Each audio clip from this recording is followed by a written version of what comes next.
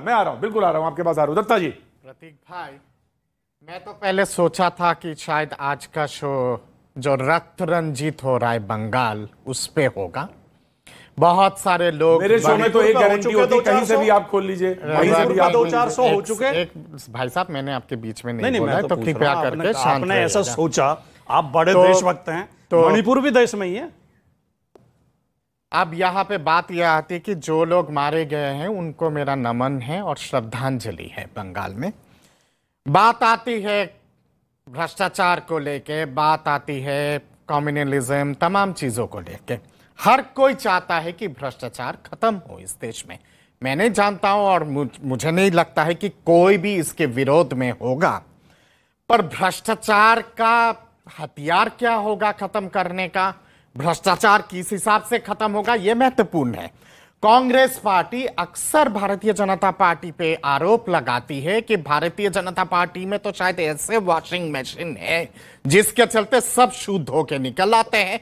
अब मैं कहता हूं कि कांग्रेस पार्टी के पास इतना बड़ा अंतर्राष्ट्रीय वॉशिंग मशीन है कि जिन पे आरोप लगाते हैं भ्रष्टाचार का, जैसे वो कल्ली काट के कांग्रेस की तरफ जाते हैं तो एकदम धो जाता है, साफ सुथरा हो जाते हैं।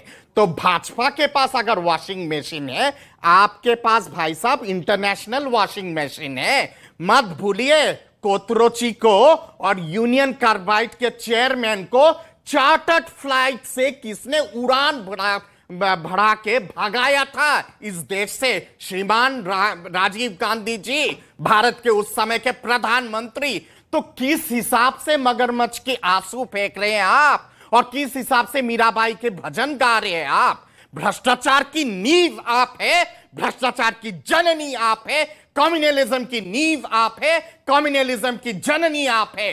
इस देश में अगर भ्रष्टाचार को संयोजित प्रायोजित वे में किसी ने अगर शुरू किया, किसी पार्टी ने शुरू किया, तो वो श्रेय जाता है कांग्रेस पार्टी को। इंदिरा जी के दौरान इसकी शुरुआत हुई थी। ब्यूरोक्रेसी हमारे देश में कब राइट दत्ता जी, मैं आया, दत्ता जी आया, मैं डिबेट ओपन कर रहा हूं। मैं जी जनाब, भ्रष्टाचार पर वार की गारंटी मोदी जी। मैं आ रहा हूं सर, पहले डिबेट को आपको सर आप आंसर देंगे, मैं आऊंगा, कांग्रेस पे आऊंगा। एक प्रतीक भाई, एक बहुत पहले एक ऐड आता था कि फैशन के दौर में गारंटी की जो है इच्छा ना करें, तो चुनावी फैशन के दौर में गारंटी की इच्छा ना करें, ये सब जानते हैं। और जब वो गारंटी की बात कर रहे थे तो शिवराज सिंह चौहान साहब पीछे ही बैठे हुए थे। व्यापम घोटाले पे साहब दो अल्फाज नहीं निकलते, बोला करे भारतीय जनता पार्टी कूदा करे। अब बरसात का मौसम है, आपको पता है, कुछ जो है चुनाव के अंदर जो है बरसाती मेंढक भी निकलेंगे और बहुत से लोग टटर टटर करेंगे, तो वो कर सकते हैं, कोई इसमें बुरी बात नहीं। भाई साहब, जब आप गारंटी की बात करते हैं तो महिला सुरक्षा की गारंटी की भी बात करा करिए। भ्रष्टाचार पे तो बात हो रही है, करिए ना आप। अभी देखिए 40% सरकार जब गई है कर्नाटक में, उस वक्त साहब भ्रष्टाचार नजर नहीं आ रहा था। मध्य प्रदेश के अंदर भ्रष्टाचार है, उस पर बात नहीं करते हैं। उसके बाद हरियाणा के अंदर भी भ्रष्टाचार है, उस पर बात नहीं करते हैं। बेरोजगारी पे बात नहीं करते हैं। चुनावी मौसम है साहब, इस चीज को समझना चाहिए। और दूसरी मैं बात कह दूं कि अभी माननीय प्रधानमंत्री जी जो है राजस्थान के दौरे पे थे, अभी थोड़ी देर पहले चुनावी रैली हो रही थी, ना मणिपुर पे बोले हैं और ना दत्ता जी आपको बता दूं ना जो है बंगाल की हिंसा के ऊपर बोले। दो अल्फाज माननीय प्रधानमंत्री नहीं बोलते। लेकिन और आज उससे पहले एक बात हुई, सुबह सुबह मोहब्बत की खेती करने राहुल साहब पहुंच गए। हमारे यहाँ कहा जाता है धान बो दिए, उन्होंने तो आज सच में धान बो दिए मोहब्बत के। और 2024 में वो फसल काटी जाएगी मोहब्बत की। जो नफरत के बाजार लगे हुए थे, जो मोहब्बत की दुकान खुली, अब तो मोहब्बत की जो है वो खेती भी राहुल गांधी करने लगे। तो भारतीय जनता पार्टी के लोगों को बहुत तकलीफ होने वाली है। और मध्य प्रदेश, राजस्थान, छत्तीसगढ़ के अंदर पूरा माहौल खुलेगा, परेशान ना नहीं होता है। ये बिकाऊ चीज नहीं है मोहब्बत की, सप्लाई डिमांड के हिसाब से मोहब्बत की दुकान खोलते। अरे जिस देश ने वसुधैव कुटुंबकम दिया है पूरे दुनिया को, वहां पे मोहब्बत की दुकान खोलने की आवश्यकता नहीं है। जिस देश ने वसुधैव कुटुंबकम दिया है ना, यूनिवर्सल लव और यूनिवर्सल ब्रदरहुड, जिस देश ने पूरी दुनिया को दिया है, मोहब्बत की दुकान की आवश्यकता नहीं है। ये कोई वस्तु नहीं है खरीदा जाए और दुकान नहीं होती है। मोहब्बत एक पूजनीय चीज होती है, वसुधैव कुटुंबकम पे आधारित है मोहब्बत। और ये देश का 5000 साल ये भारतीय जनता पार्टी को पढ़ाइए आप। देखिए आपके डिबेट ओपन करूंगा। अभी आनंद भी मौजूद है महाराष्ट्र से, मुंबई से।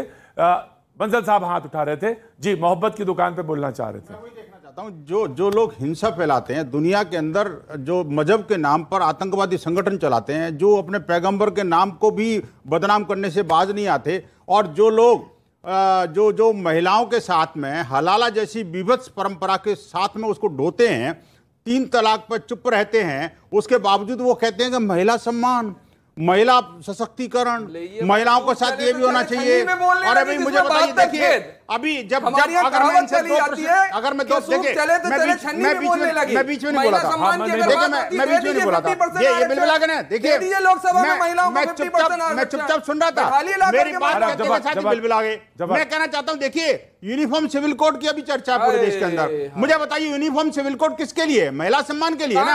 आप समर्थन करेंगे? करेंगे आप? करेंगे, समर्थन करेंगे?